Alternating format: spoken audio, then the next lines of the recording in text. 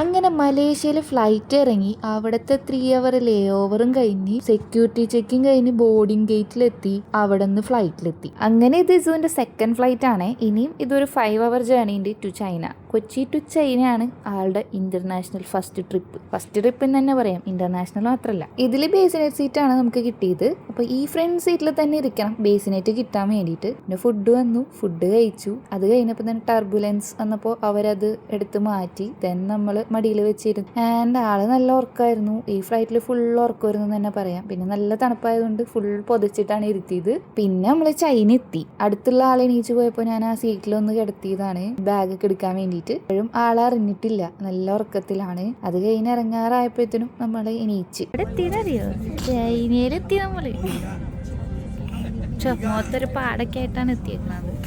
അതെ, ഈ പോണേൻ്റെ രാവിലെ എണീച്ചപ്പോഴാണ് ഈ പാട് കാണുന്നത്. പാറ്റ നക്കിയതാണോ എന്നൊരു ഡൗട്ട് ഉണ്ട്. പിന്നെ ഈ ഒരു എയർ ഹോസ്റ്റസ് അത്യാവശ്യം നല്ല ഹെൽപ്ഫുൾ ആയിരുന്നു. എല്ലാ എയർ ഹോസ്റ്റേഴ്സിനെയും പോലെയല്ല, നമുക്കൊരു പെട്ടെന്നൊരു അടുപ്പൊക്കെ തോന്നൂല്ലേ, അങ്ങനത്തെ ഒരു എയർ ഹോസ്റ്റസ് ആയിരുന്നു കേട്ടോ. പിന്നെ ഈ ഫ്ലൈറ്റിൽ മൊത്തം ഇറങ്ങിയോണ്ട് ആള് നല്ല എനർജി ആയിരുന്നു എണീച്ചിട്ട്. പറഞ്ഞു വീഡിയോ അത്ര ലെങ്ത് ആവുന്നുണ്ട്. ഞാൻ ഇവിടെ വെച്ച് നിർത്തുന്നു. അടുത്ത വീഡിയോയിൽ കാണാം കേട്ടോ.